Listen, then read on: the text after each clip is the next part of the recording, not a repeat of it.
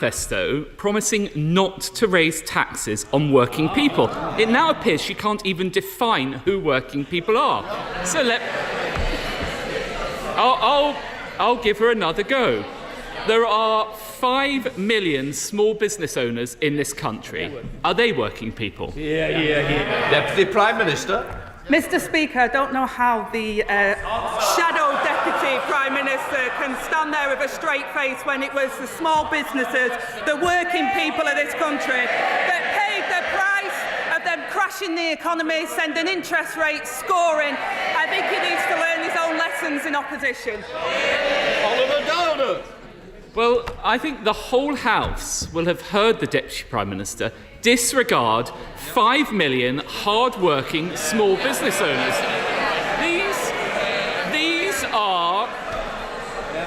These are the publicans, the shopkeepers, the family running a local cafe. None of those count as working people to her. Now, Labour gave a clear commitment not to raise national insurance. The independent IFS have given their view on this. They say that raising employer national insurance is a tax on working people.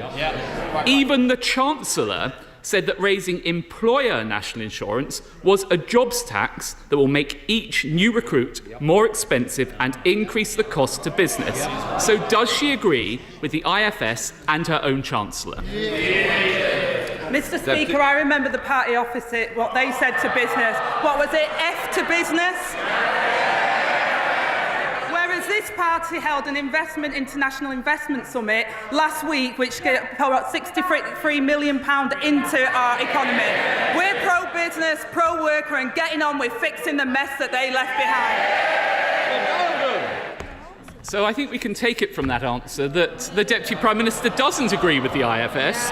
And I suppose it shouldn't come as a surprise that she doesn't agree with her Chancellor. But does she agree with this? And I quote, "Working people will pay when employers pass on the hike in national insurance." Mr. Speaker, these are her words. So does she at least agree with herself? Mr. Speaker, what I'm incredibly proud of is this week, this government brought in a new employment bill, which will raise the living standards of 10 million workers. Would the shadow Deputy Prime Minister like to apologise for the hiking taxes, 70-year hiking taxes that he put on working people, the crashing of the economy and the disaster that he left behind? Well, she mentions her policy. Let's be clear, it's a £5 billion hit to the British economy, and that's her own assessment. Mr. Speaker, I think that following these answers, there will be millions of working people now even more worried about the tax rises coming their way in next week's budget. But as this is our last exchange across the dispatch box, I'd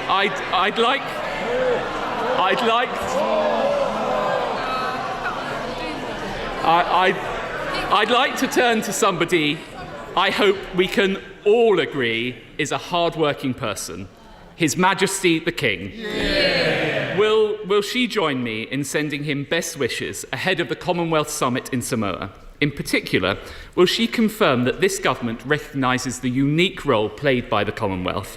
And will she commit to deepening this relationship so that under His Majesty's leadership, we build upon possibly the greatest legacy of the late Queen? Yeah. Deputy Prime Minister. I will miss our exchanges. The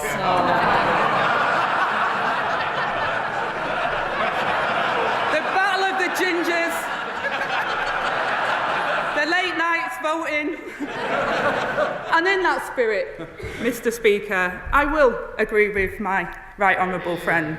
The King does a tremendous job, and so did the late Queen, and the Commonwealth is very important, and that's why the King and the Prime Minister at the moment are working together. Thank you. Yeah. Oliver Dowden. Well, I thank the Right Honourable Lady for that answer. Our Commonwealth family is brought together by historical and cultural ties, indeed, much like the pair of us. But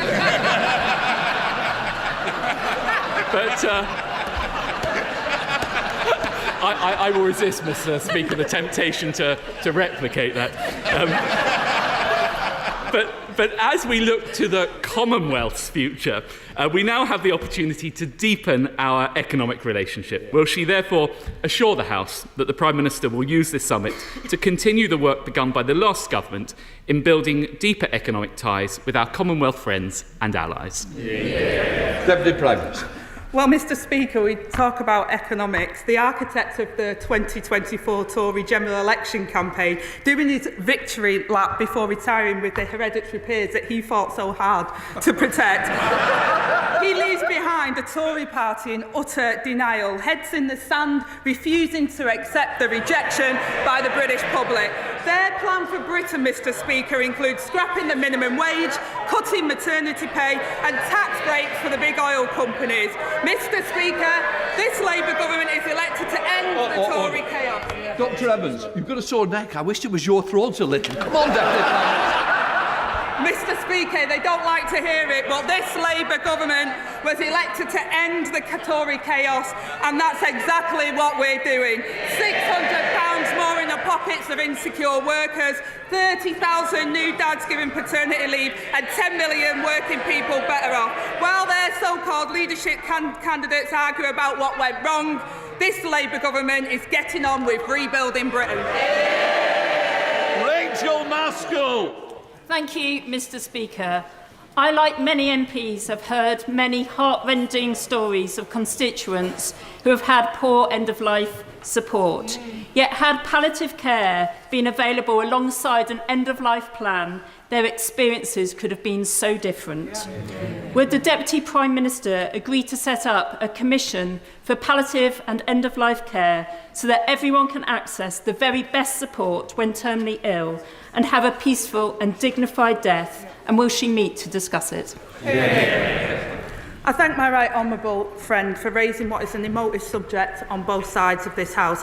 I know from my own work in this area before I was in this place what an incredible work this is and the honour it is to be there for somebody at the end of their life. Discussions have begun now on how to improve access to palliative and end-of-life care, and I'll ensure that she gets a meeting with the relevant minister to discuss this issue. Deputy Leader of the Liberal Democrats, Daisy Cooper. Thank you, Mr. Speaker. May I associate myself and the Liberal Democrats with the Deputy Prime Minister's remarks about Chris Hoy and all those involved in the train crash. Our NHS is bracing itself for a winter crisis. And one of the causes of the winter crisis every year is that there are thousands of people in hospitals who are fit to go home, but they can't be discharged because there are not the care workers in place to enable people to recover at home or in a care home. Would the Deputy Prime Minister consider the Liberal Democrats' idea of an NHS winter task force to winter-proof our NHS, end this cycle of the winter crisis and put to an end the scandal of hospital patients paying the price of the social care crisis left by the Conservatives? I thank the Honourable Lady for her comments, and I share with her her desire to ensure that care workers are given the respect and the importance that they deserve. They are critical, in my opinion, to solving the problems within our National Health Service, and it's the Labour Party that will create a national care service, and we're launching our first ever fair pay agreement for care professionals to boost recruitment and retention. We must get the NHS back on its feet after the disaster of the Conservatives, and my right honourable friend, the Chancellor, will have more to say in the budget. Daisy Cooper. Thank you, Mr. Speaker, and I thank the Deputy Prime Minister for her answer. We stand ready as a party of constructive opposition to work with the government to fix our social care system. However, one of the measures that could make it harder for us to keep the carers that we so desperately need would be an increase in employers' national insurance contributions. Were that measure to go ahead, it would affect millions of small businesses, including 18,000 small care providers. Can I ask the Deputy Prime Minister to assure this House that there will be nothing in the budget that makes it harder for vulnerable people to access the care workers and the care that they desperately need? Deputy Prime Minister. Well, again, I won't speculate on the budget, not least with the Chancellor at the sat at the side of me. But what I will say, and I'll reiterate what the Chancellor has said and what the Prime Minister has said, this will be a budget that recognises that working people of this country and the enterprise in this country has been hard hit by the 14 years of Conservatives. We will rebuild Britain and we will grow our economy to pay for our public services. Chris MacDonald. Thank you, Mr. Speaker. This next year marks the 200th anniversary of the Stockton to Darlington Railway, but the rail industry in my area is currently in peril, with hundreds of jobs at risk at Hitachi Rail as a consequence of a lack of action from the previous government. Will my right honourable friend, the Deputy Prime Minister, join me and our honourable friend, the member for Newton Aycliffe and Spennymoor, with workers, management and trade unions to ensure that no stone is left unturned as we fight for the future of this Hitachi Rail factory?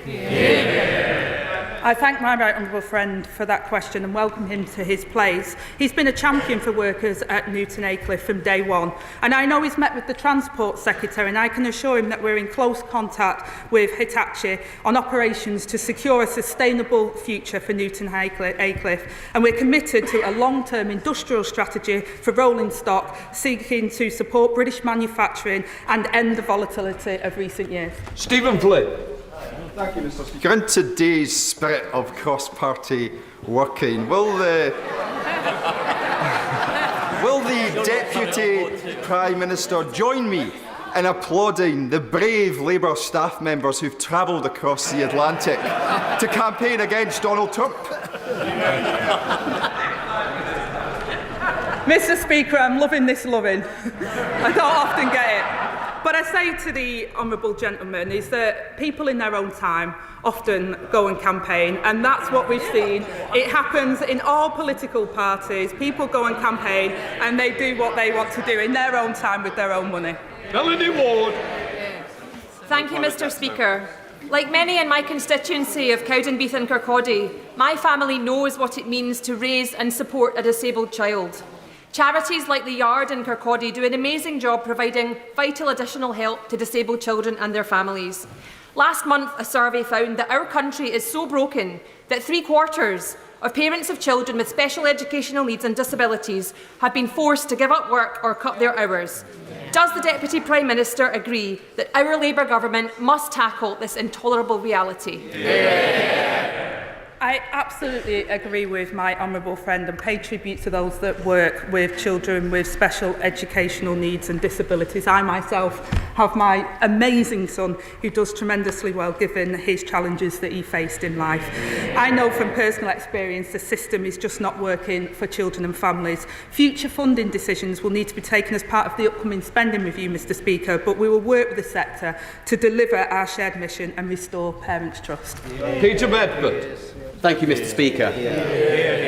Just 3 months into this Labour government, we have seen brutal cuts to support for pensioners. We have seen the taxing of education, and we have seen just this week £5 billion of additional pressure put on British businesses. Why does this government have such a problem with aspiration?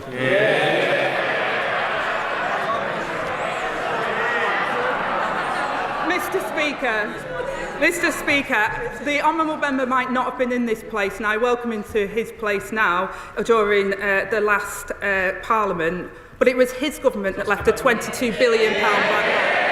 It was his government that left us with the biggest housing crisis. It was his government that crashed the economy, and it was his government that saw interest rates, inflation go to 11%, where pensioners were worse off than they are now. Thank you, Mr. Speaker. Deputy Prime Minister, I watched in horror and condemned the act of October the 7th by the terrorist group Hamas. A year later, I watched in horror as 42,000 people are killed in Gaza, 11,000 of them children, people burned alive, attached to drips, aid workers killed, and now families are starving. Our right honourable friend, the Prime Minister, has said that the world will not stand by and see this the lack of humanitarian assistance. If the Israeli government will not listen to our Prime Minister's words, what tangible, measurable actions will we take as a UK-British government? I thank my honourable friend for raising this really serious and important issue. The humanitarian situation in northern Gaza, Mr. Speaker, is dire, and we need an immediate ceasefire and much more aid allowed to flow in and an immediate release of all the hostages. We have suspended UK export licences to Israel for items which might be used in the current conflict, and this government has concluded that there is a clear risk that items exported to Israel might be used in serious violations of international humanitarian law in Gaza. This does not change our position, Mr. Speaker, instead support for Israel's security, but we will always do so in a manner consistent with our obligations to domestic and international law. David Simmons. Well, thank you, Mr. Speaker. Mr. Speaker, our child protection services have had to deal with a number of cases where parents and carers have argued that their fatal actions were lawful punishment. So I'd like to ask the Deputy Prime Minister, will she bring forward legislation bringing the rest of our country into line with Scotland and Wales so that all children enjoy unambiguous protection in law against violence? I think it's a very important point that the Right Honourable Gentleman raises, and I'll make sure that the Minister has a meeting with him. But the first job of any government is to protect the citizens, and that includes our children, and we'll make sure we work across the House to deliver that. Caroline Harris. Thank you, Mr. Speaker. Last Friday was International Menopause Day, and the government announced Mariella Frostrop as the new Menopause Employment Ambassador. Mariella will be working across Whitehall to ensure every department recognises the need to support women through their menopausal years. Hopefully, Mr. Speaker, the Deputy Prime Minister will join me in celebrating this appointment and confirm that this government will do all they can to keep menopausal women happy, healthy and wonderful. Absolutely, Mr. Speaker, and I thank my honourable friend for all of her work in this area. This government will boost protections for women experiencing menopause symptoms at work, and I'm proud that we've appointed Mariella Frostrop as the new Menopause Employment Ambassador. She is a powerful champion who will work with employers across the country to raise awareness, improve workplace support for women and help them stay in work and progress in their careers. Monica Harding. Thank you, Mr. Speaker. Charlie from my constituency of Esher and Walton is an 8-year-old boy with an autism diagnosis who has been out of school for almost a year. He is one of 1,800 children in Surrey missing school because of a lack of appropriate special educational needs provision. Will the government commit to ending this scandal by properly funding special educational needs provision in next week's budget so that children like Charlie in my constituency of Esher and Walton and beyond are no longer let down? I thank the honourable member for her very important question, and I'm sorry to hear about what Charlie and many other children with special educational needs have gone through. We know we've inherited a really dire situation. Many members across this House have raised this issue, and that I'm sure the Chancellor have heard what she said and that she will be upcoming in the budget. Mike Tapp. Thank you, Mr. Speaker. This morning we woke to more tragic news of deaths in the Channel, something that we're hearing far too often. Just last month we saw the death of a pregnant woman and children, Mr. Speaker. I'd like to ask the Deputy Prime Minister what this government is doing to take on the evil smuggling gangs who are trading in human misery. I thank my honourable friend and welcome him to this place and his expertise within the National Crime Agency. And he knows that we inherited an asylum system in chaos. And as he quite rightly says, these are people, women, children. We are putting in place a credible plan to protect our borders and remove those with no right to be here by setting up our Border Security Command, backed by £75 million of investment, and we're working with our international partners to target and disrupt the criminal smuggling gangs. Father of the House, Sir Edward Lee. Will the government please continue to work closely with West Lindsey District Council and myself to ensure that RAF Scampton is sold off in a timely fashion at a fair price so that we secure the future of the runway, the spaceport and the Heritage Centre rather than maximise value and cover it with housing? I thank the honourable member, the Father of the House, for his question. My right honourable friend, the Home Secretary, is taking urgent action to clear the backlog of cases, reducing the use of asylum accommodation and saving millions for the taxpayers. And I will ensure that the right honourable member is kept fully updated as the decommissioning disposal process of Scampton is followed. Dave McHillier. Thank you, Mr. Speaker. Mr. Speaker, in my constituency, hundreds of leaseholders, tenants and shared owners are living in properties with cladding and other defects in their properties, and thousands around the country. Their lives are on hold. Many are facing bankruptcy, delaying having children unable to move. We've had another change in ministerial responsibility. Will the Deputy Prime Minister take a personal lead on keeping on top of this? Because after the years since Grenfell, they're still living in limbo and need some hope of change. I thank my honourable friend for this really important question. And I say from the outset, the pace of remediation has been too slow. And I do take a personal lead in this. 7 years on from the Grenfell Tower tragedy, it is unacceptable that so many buildings still have unsafe cladding. I'm meeting with developers, mayors, regulators and national building safety bodies to press the urgency of this work. And I will make sure action is being taken to make sure that homes are safe. Helen Morgan. Thank you very much, Mr. Speaker. Shropshire's farmers have been suffering from flooding following 18 months of incredibly wet weather, topped off last Wednesday by in 24 hours by the month's worth of rain. They weren't eligible for the Farming Recovery Fund, and a Freedom of Information request by Farmers Weekly found that only £1.2 million of that £50 million has been handed out to farmers. Will the government consider extending the eligibility of that scheme so that we can keep farmers going when they're deluged by floodwater? Well, I'm really sorry to hear the plight of the Shropshire farmers, and we inherited a flood defence programme in disrepair. Thanks to 14 years of mismanagement and failure, communities are unprotected and families and businesses are forced to pay the price.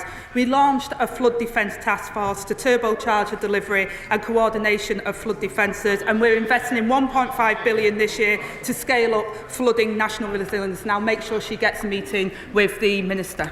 Anna Dixon. Thank you, Mr. Speaker. The government has delivered on its manifesto commitment to introduce the Employment Rights Bill in its first... This includes a historic fair pay agreement for care workers and will benefit all those who care for older and disabled adults like those in my constituency of Shipley. Will the Deputy Prime Minister agree with me that care workers deserve pay and conditions that match the amazing work they do to support our loved ones to have a fulfilling life?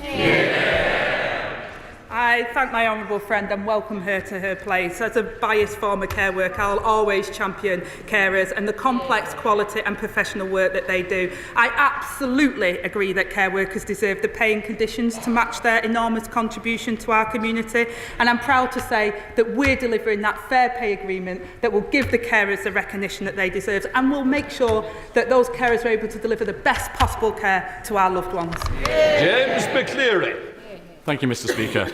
Last month, a widely reported study from Aston University Business School showed that UK goods exports to the EU are 27% down and imports 32% lower than they would otherwise have been, thanks to the Conservatives' failed Brexit deal. Will the Deputy Prime Minister tell me what steps this government is taking as part of their reset with the EU to cut Brexit red tape for small businesses to help our economy get growing again? Well, I welcome the right honourable member to his place, and he's right to advocate for small businesses. They are the backbone of our economy. This government is turning the page on the relationship with Europe, reinvigorating alliances and forging new partnerships rather than reopening the divisions of the past. We will improve the UK's trade and investment relationship with the EU, tearing down unnecessary barriers to trade. This will not involve rejoining the single market, customs union or reintroducing freedom of movement, but we will get that relationship better. Rachel Blake. Thank you, Mr. Speaker. 27,000 people in the cities of London and Westminster live in the private rented sector. After 14 years of neglect and delay, they face damp and mould in their homes, they risk no-fault eviction and out-of-the-blue rent hikes. Does the Deputy Prime Minister agree with me that the Renters' Right Bill currently in committee will transform life for private renters and finally rebalance power between tenants and landlords? I thank my honourable friend and I welcome her to this place. And I'm incredibly proud of the Renters' Rights Bill that we're pushing through Parliament, because too many renters are being exploited by a minority of unscrupulous landlords unable to challenge bad practices because they could be evicted at any moment. The party opposite shunters, they promised the electorate this, they failed to deliver. We will deliver. Blake Stevenson. Thank you, Mr. Speaker. Communities across the country, including in Bedfordshire, recently experienced widespread flooding. The village of Malden in my constituency has experienced an increase in flooding following cumulative housing development. As the Deputy Prime Minister requires communities across the country to build more homes, will she also ensure that those new developments do not increase flooding risk? Again, I thank the honourable member for raising and also welcome him to his place. We recognise the devastating impact flooding can have. I know the flooding minister visited Bedfordshire in September to meet with volunteers and residents. We inherited flood defences that are in disrepair and behind schedule. We've launched a flood resilience task force, and when it comes to the planning reforms, Mr. Speaker, needed to deliver the 1.5 million homes this country needs, we will ensure that the right infrastructure is in place and communities are resilient. Kim Johnson.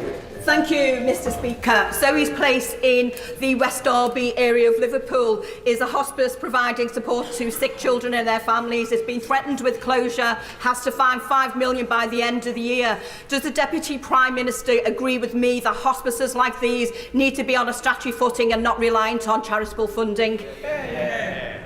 I thank my honourable friend for that question, and the hospice situation in this country has faced significant challenges because of the 14 years of devastation under the Conservatives. The Health Secretary has already raised these issues and knows that this is of importance, and I'll make sure she gets a meeting. Final question, Sir John Hayes. Thank you, Mr. Speaker. The Deputy Prime Minister will know that my constituency and Lincolnshire as a whole is the breadbasket of Britain, producing 12% of the food that's consumed across the entire nation, 30% of the vegetables, 20% of the sugar beet and so on. She will know that's because of the Grade 1 and 2 land in Lincolnshire. And yet Lincolnshire faces an invasion of giant pylons down the east coast and huge solar developments. So will she meet a delegation of colleagues from Lincolnshire and nearby, including my honourable friend for Louth and Sleaford and the Farnborough Hills, so that we can establish that energy security must never be the competitor with food security? Well, I thank the honourable member for his question, and he will know that we launched a consultation on the National Planning Policy Framework. We will protect agricultural land. We will ensure that we have renewable energy, so we have energy security in this country, and we will get Britain building again. That completes Prime Minister's questions. I'll let the front benches change over.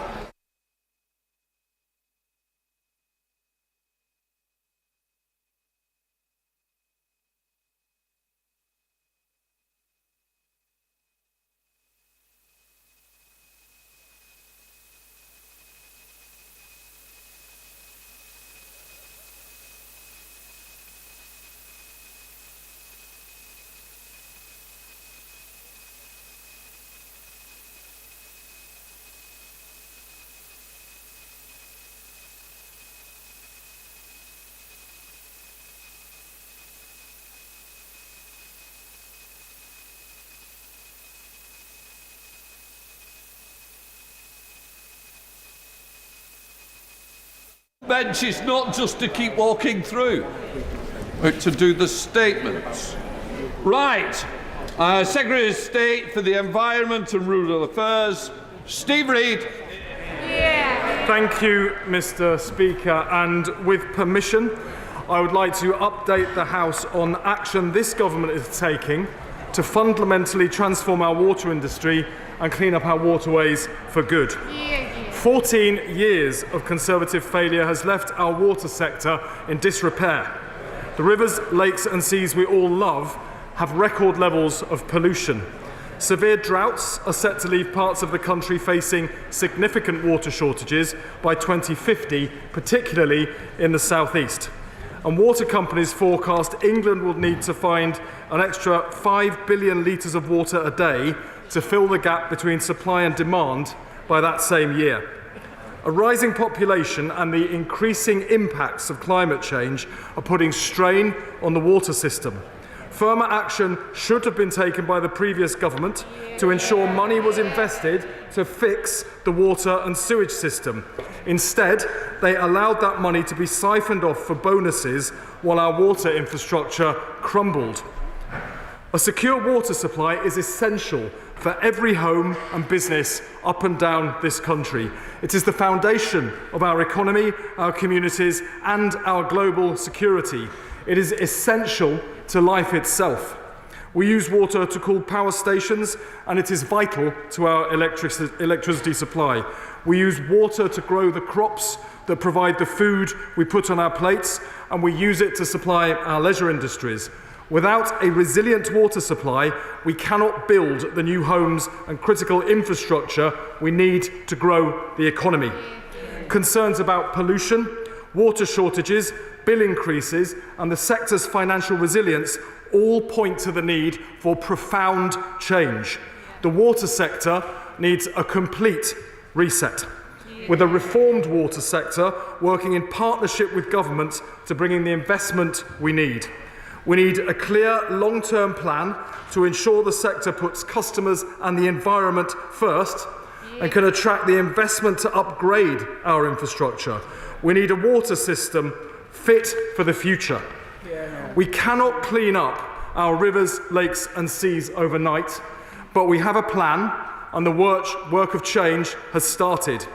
On the 11th of July, I made a statement to the House on the agreement I reached with water companies and Ofwat to ring-fence money earmarked for investment in water infrastructure so it can no longer be diverted for shareholder payouts and undeserved bonus payments. On the 9th of September, we introduced the Water Special Measures Bill, setting out new measures, including strengthening regulation to ensure